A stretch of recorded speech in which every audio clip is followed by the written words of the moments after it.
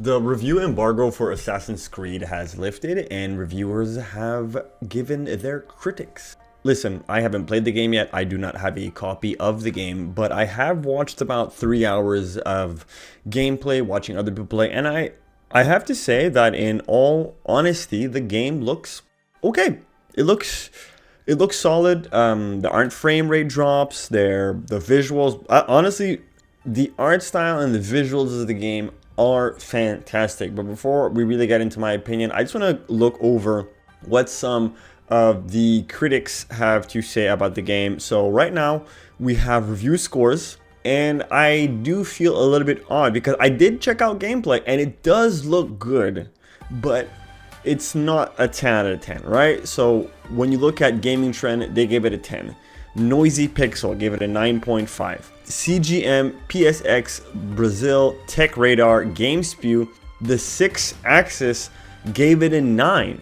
IGN gave it an 8, which seems a little bit more reasonable to me. GameSpot and so did Push Square. Now I feel like we're getting in some more reasonable areas. Press Start 7.5, PSLS 7, VGC, The Gamer, Your Gamer, and Games Radar gave it a 4 out of 5, which has it sitting about at 80%. And honestly, if you're telling me that the score of Assassin's Creed Shadows is between, let's say, 6.5 all the way up to an 8, I could believe that. I could definitely believe that, because again, from watching the gameplay, it does not look bad. The game does not look bad. It's definitely not a 5. It's definitely not a 4 or a 3. The cinematics are good. The lighting is amazing. The combat is fluid. I mean, it's not crazy. It's nothing flashy. It's not Devil May Cry, but it is fluid and works properly, which is a lot coming from Ubisoft, to be honest.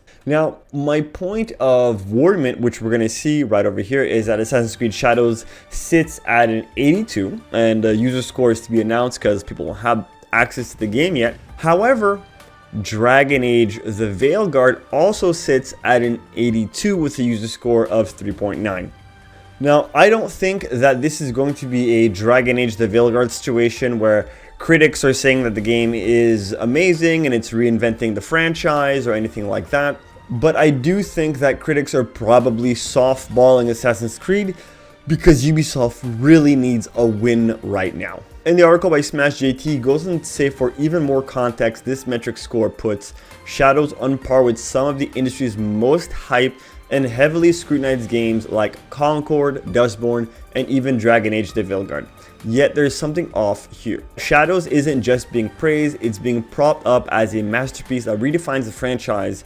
Ironic, the game sits at an 82, same as Dragon Age The Veilguard, as long as you ignore the actual audience score. Again, I don't think this is a Dragon Age The Veilguard situation. The game definitely looks polished, visuals are good, combat is good. I am, without playing the game, I am comfortably saying that the game is probably going to sit at a 7, at a solid 7 with the user score. That's what I'm feeling.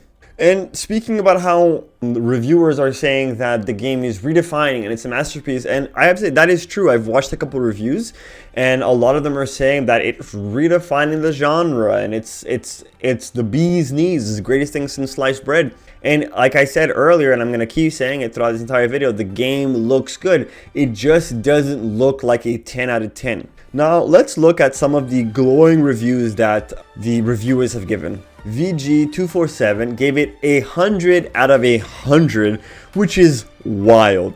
There are problems with Assassin's Creed Shadows for sure, but it's so fun to play. It's telling a gripping story, and there is so much sense of progress and reward for every little thing you do that is actually feels like an open world game. This is a weird way to end the sentence, that the game feels like an open world game, since every Assassin's Creed, to my understanding, has been some form of open world. So I don't really see why he feels the need to say that the game feels open world when the entire franchise is open world. And yes, I know there are certain areas you can't get to without like a loading screen, but even those areas are massive. So this is a nothing review in my opinion. Game Hub, 90 out of 100. At the end of the day, it's a game about killing. Okay, but here death and beauty are linked, and the act of killing is given gravity that must be clearly understood. It's not killing for the sake of killing. Well, this is clearly someone who hasn't played the Assassin's Creed game, the franchise, right? And I'm not even a veteran. I haven't played the first one. I played Brotherhood, I played 3, 4, Odyssey, and Valhalla. So I played most of them. And those games are not about killing. They're about, you know, starting a revolution, working in secrecy, finding out that political figures are not as who they appear to be, unraveling the mystery of history. It just happens to be that there's a lot of killing and assassination involved. So this also, to me, is coming from someone that probably didn't even finish the game, because if you're going to play an Assassin's Creed game, and even the worst ones, right? Even like Valhalla was a trash Assassin's Creed game. It still wasn't about killing. So if you're gonna sit there and tell me that Assassin's Creed Shadows is about killing, I feel like you haven't actually played through the entire game. We have another 100 out of 100 by NME. Assassin's Creed Shadows is the series refresh badly needed after Valhalla, showcasing a huge technical and visual upgrade alongside a new gameplay blueprint. A fantastic story and well-developed character ground the game is in a believable era. This, I would have to say, is probably the most grounded review that we've seen so far. It's nice, but then again, nothing about this review indicates to me that the game should be a 100 out of 100, right? A 10 out of 10. Are you telling me that Shadows is comparable to God of War 2018? Are you telling me that it's comparable to Sekiro or perhaps Bloodborne, Spider-Man 2018? Are you saying that this game is better than Spider-Man 2? Because I think that game sits around at an 8, right? And then we have the last review by The Guardian, also another 100 out of 100. And it goes to say, few other games have done such a good job with this setting, which that's a lie. As you run through lush bamboo forests before scaling ancient castles, walls, and sneaking inside to steal treasure. These moments of brilliance more than compensate for its weaker points.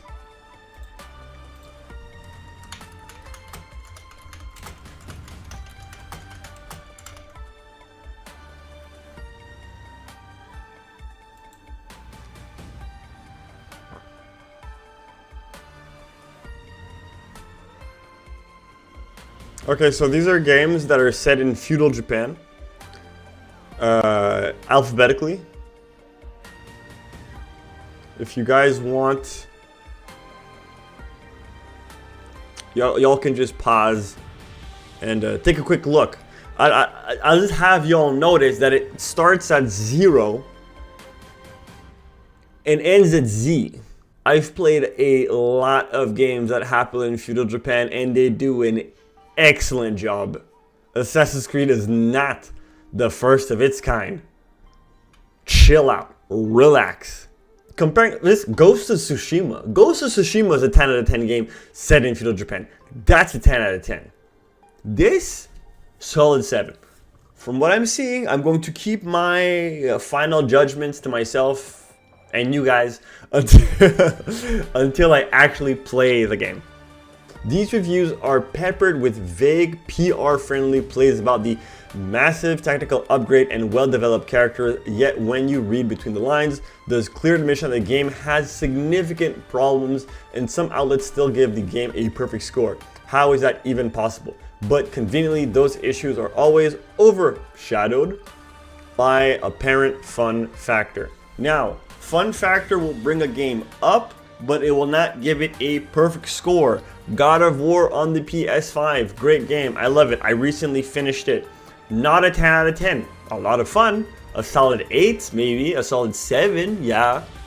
God of War 2 on the PS2, 2007, actual 10 out of 10. 10 out of 10 because of the times. If you look at it back then, that game was an actual 10 out of 10.